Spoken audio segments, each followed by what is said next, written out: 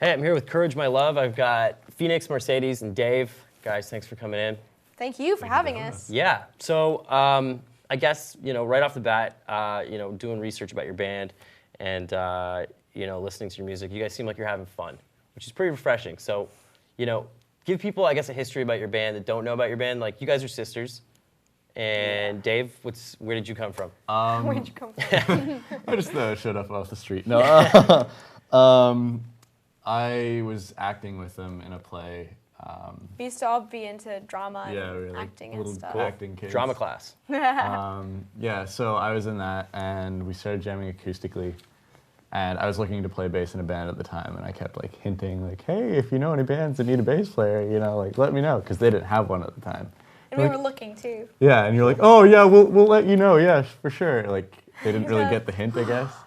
And then I guess one time it clicked. And we asked him. We were auditioning him, I guess, but we didn't tell him it was an audition. Yeah, come on over and jam. We'll hang out. We had a band practice, and then what he didn't know was that we were all just kind of sizing him up with the band practice, but I guess he passed. So then on MSN, I asked him to join the band. I don't know, do you still have MSN or not? Do you still have it? Okay. Okay, good. ICQ. Okay. Oh, I remember ICQ. I didn't have it, but my sister did. So. That's stupid anyways. Yes, I have MSN. So we asked him to be, in the band on MSN. We're like, David, would you be cool with this? And then his answer was the best answer of all time. It was the cheesiest thing I've probably ever said. Emoticon. It was it was probably it was, I've been waiting for this moment my entire life. And then, I think there were 5 emoticons. I probably screenshot after it that. and it's still on and my maybe laptop. a couple emojis. Cool. So how many years ago was that? 2? 2.5, something like Yeah. that? In 2009. Yeah. Spring of 2009. So how good does it feel to have, the EP out? Oh, so good. Yeah, we're so stoked. We've been working on it for a year and a half. It's our first actual debut EP that's totally finished. It's not just demos. So we're really excited. And all the songs on it we really like. We had a lot of fun making it. It was our first real big studio experience. So we're just really stoked that it's finally out and everyone else can hear it. Because the songs to us seem old, but to everyone else they still seem new. So Are you guys sick of them? Not yet. I'm surprised, actually. Cool. Sometimes you think you are, but then, I play them live, and when the crowd goes crazy for the songs that they know, I'm just like, yeah! And then when you listen to the EP, I listen to it sometimes, and my favorite song changes, every once in a while. So that's good. I guess we should talk about some of the songs you played for us. And now you did them acoustic, and you guys, I guess, originally hooked up acoustically. So what was it like playing those? Because they're different on the album than they are way different. than how you just played them right now. Yeah. So do you like doing the acoustic stuff? Yeah, we like doing that. I think that's kind of how we started when it was just me and Sades. And we've always liked doing stuff acoustic, but I think our real passion is more for the electric, the full band kind of vibe. They're two different worlds, sort of, because at a rock show, everyone's going crazy and it's darkly lit, and there's just, it's a totally different vibe, and you're allowed to go crazy and be totally insane. But then at an acoustic show, it's sort of more intimate. Everyone sits down instead of dances around, and it's totally intimate, and then every little detail is way more visible than on a rock show. If my voice cracks at a rock show, I doubt, really half the crowd's going to even notice. But then if, something happens at an acoustic show, everyone just kind of takes it in. So it's kind of cool that way, because then all the songs kind of come to life in a different way. Well, okay, you guys hooked up acoustically, so does that mean you guys write on acoustics? Do you start off there? Sometimes. Yeah. Phoenix and I do most of the writing in the band, and we sometimes just, on acoustic, we like to write because it's convenient, and then you can hear the voicings of the chords easier, and then the bare bones of the song are just easy to, differentiate. So we like to write on acoustic, but we don't always write on acoustic. Okay, so tell me about the songs you guys played. You guys played Anchors Make Good Shoes? Yes. Okay. Is that about staying grounded, I guess, with the title? What's it about? That's a good answer. It's more just that's not what it's about. Yeah, that makes sense, right? But it's more just there's always someone in your life who's a downer and complaining, everyone has that friend that you're like, negative oh, guy. great, what's happening? No matter what, they're like, well, blah, blah, blah. And then you're like, you try and say the bright side, and then they come up with like 2 negatives to counteract that. Haters gonna hate. Exactly. Even though they're not really that negative. There's a line in the song that goes, sympathy is all you know, and it's kind of just like they're just trying to bring you down so that you feel sorry for them. So that's kind of what the song's about. It's like, well, just don't be like that, just be normal.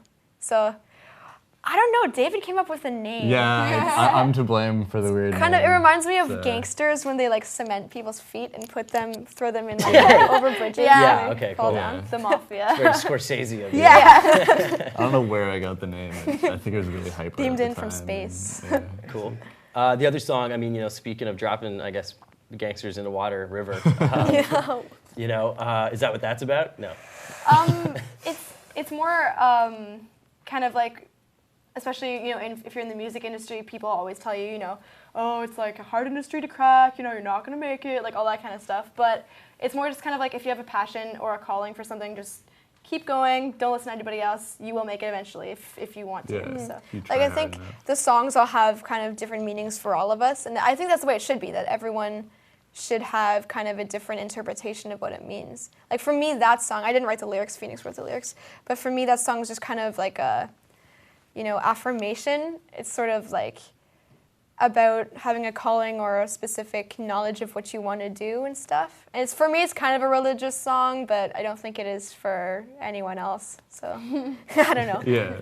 It means whatever to whoever listens to it. Cool. I mean, that's the beauty of music. Yeah. What about Barricade? Because that's like, I guess, a song that a lot of people know, and there's the video for it. Yeah. What can you tell us about that song? You That guys gave that one one away for free, right? Yeah, we gave it away. That one is kind of an oldie that we wrote. Oldie but a goodie. Oldie but a goodie. And I don't know, the lyrics, it's just kind of like a get hyped song, but the lyrics are a little more than that. They're kind of, it's supposed to be, it's kind of a love song, but it takes place at a riot. So if you listen to the lyrics, it's talking about like bricks shattering window panes and holding hands at the barricade and stuff like that. And it kind of, for me, is like the song, because Phoenix and I used to do protests and stuff all the time for political stuff or Animal rights or whatever. So it's just kind of reminds you of the good old days. It's just kind of like a lot of fun, but it's also a little more than that. There's a little more meaning as well. Kind of. Well, yeah. Also, it's kind of interesting. I think it kind of came out around the time of like the G20 or something, or around like the G20 anniversary. So it's definitely got that kind of vibe too. Although maybe I just read that into it, but yeah. Is it important for you guys to be sort of plugged in that way? Do you know what I mean? Oh yeah, we like to not just. I mean, it's great. Lots of bands' lyrics can help out people. If they're feeling badly about themselves or whatever, they get them through tough times. But I don't think that's enough anymore. Like I think if you want to help out the world, you kind of have to take action and stuff like that. So we're involved with a lot of charitable organizations like War Child and groups like that, Calm Action, stuff like that. So that is kind of important to us. And it's like also, if you're like a public figure, like a musician or something like that, you want to have a message, right? You don't want to just be out there like, no offense to anyone who likes Kesha or anything like that, but like, yeah, look at me, I'm partying. Like, you know what I mean? Like, that's fine, but you should kind of have. It's like your obligation to have a message, especially if, like in our generation, it's kind of like our job to be the voice or whatever, the face of our generation. So I think that it's your obligation to have a good message rather than one that's just kind of superficial and subliminal. So. Cool. How was Warped Tour for you guys? Because that was kind of, I guess, like a really good fit for your band. Did you guys enjoy that? Did you meet a lot of new people? Yeah. Awesome. Oh my gosh. Warped Tour was probably the highlight of my summer. Yeah. It was so awesome. Any good Warped Tour stories? I gotta ask. I sat on the merch table and broke it. Cool. Great so story. That was great. I know. It's embarrassing. We played and I didn't think anyone was going to show up because our what time did you guys go on? Early? Yeah, like early, like 11:30. right after the doors opened pretty much. But then a bunch of kids all came from, and I'd seen them tweeting at us and stuff, but I'd never met them face to face. Yeah. So it was sweet that I got to meet them. And it was so hot that day. Like I got the whole tan of my summer on that day. On Warped Tour. Yeah, it was so good. I don't tan, and somehow I tanned that. Yeah, you actually got a tan. So surprising. The ginger. Yeah, the ginger in the band got a tan. Yeah, that's somehow. saying something. Right on. We got to meet, like, it was the best year of Warped Tour for me. Like, so many of my favorite bands were playing. Yeah, so I got to meet them, and it was sweet. Like, we had a tough time deciding, like, where to be when. I know. Yeah, like, there's too many good bands. Yeah, there's tons of bands. Well, I mean, we're going to turn this interview into a podcast takeover, and you guys had emailed me some songs that you guys liked, and you know, a lot of them were actually on Warped Tour. I don't know if they were on the same Warped Tour, but I mean, just tell me about some of the bands that you guys like, and you know, what you grew up listening to, and what you're listening to now. Well, I mean, like, we can go like down the line, I guess, right? But like for me, it's I don't know. I grew up listening to punk. I still listen to punk. Although I do like other styles, but for me, I just like the music of, you know, punk music. It always has a good message, and it's one of those kind of like anthem deals. So I love punk. Yeah, one of the bands on the list that you guys sent me was Anti-Flag. Yeah. You know, like Anti-Flag, big fans. Definitely. Yeah, and So I saw the Flatliners was on that list. Yeah. Oh, Canadian, so good. Were they on the same bill? Because I know both those bands did Warped Tour, but were they on the same Warped Tour? They as you weren't guys? at the one that we played, no. Yeah. I wish. Then Who it was would have on been it? even harder. Set Your Goals was one that I saw. Okay, cool. Set Your Goals, Paramore, Prada. Devil Wears Prada, A Day to Remember. So many metal bands. Like, we really love metal too, so it's just... You guys get a little chugga-chugga sometimes, right? Yeah.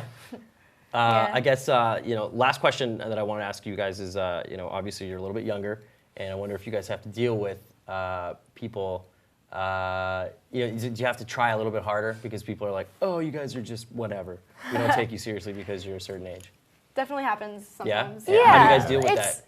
It's all in the way you look at it, you know, like, because sometimes I'm sure that there are kind of preconceived notions about our music and stuff. One, because we're all still pretty young, and two, because there's two girls in the band, and it's kind of like not conventional for a girl to play drums, for example, or something like that. Yeah. But also, I think it's kind of a good thing in a way. It's like an edge, because that's kind of it's our chance to just get people's interest, and then for a lot of bands, that's the hardest thing, is to get people to actually be interested in them, right? So I think that helps us out a lot already, you know, because we're young and because we have two girls in the band. No offense, David. No. But like, I'm taken. I mean, you're interesting and a ginger too. And a ginger. Poor guy. You're like fighting the odds. It's like, that's kind of an edge in a way, because people automatically are interested. So all we have to do is keep them interested. Yeah. Cool. Yeah. And what about the sister thing? Do you guys have like a special chemistry? Do you have like a Sedin brother thing going on? I think so. Every band that I've been in, Phoenix has been in too, so I don't know what it's like not having her in a band. Do you notice it, Dave? Not as much anymore, but kind of when I joined the band, we'd be in practice and they'd be like, okay, let's run that part again. And then just like count right into it and I'd be like, wait, what part? We sometimes forget that like, that I'm not like mentally connected to you guys. Like, you're not professors. Because Phoenix is on the exact same page as me. It's like she's the crescendo to my diminuendo. Wow. She's like, you're the making me blush. God. Yeah, I don't know. It's like we're kind of, I think, the perfect writing duo. Yeah. And then David's like, and David helps. Like I came up with this last night. I don't know how it came, but you guys are kind of like a pair of headphones. Like there's like slightly different mixes in each earbud, but like you put it together and it's just amazing. So, like thank you. Yeah. You're like Keats, man. I know. I came up with that. I was hearing it last night, and I was like, "Whoa, this is mind." Got a bit of shattering. Chalet going on. So For Now just came out. What's the plan, I guess, for the next year? Are you guys going to do a full length eventually, and then? You know, I guess that's probably not even on your radar hope. Right like, now, yeah. Like we're still. I think right now we're already writing songs. It might be for another EP. Might be maybe a full length. We're not quite sure, but there's definitely going to be more releases coming. We're going to record those, which is going to be awesome. And we're already planning to do another music video for one of the songs on For Now. And it's going to be sweet. We read the script and we love it. And we're doing an acoustic version of For Now. Oh, cool. So we're going to just, basically what we did right now is just make acoustic versions of all the songs, maybe a few extra releases. And we're really stoked about that because we've already started recording that. So. Yeah. Sweet. Yeah. Kudos on putting Alpha Flight comics in your video. Yeah. Nobody knows who Alpha Flight is, but they should. Yeah, it's so awesome. Thanks for coming in, everybody. Thanks for having us. Totally. It's great. Yeah.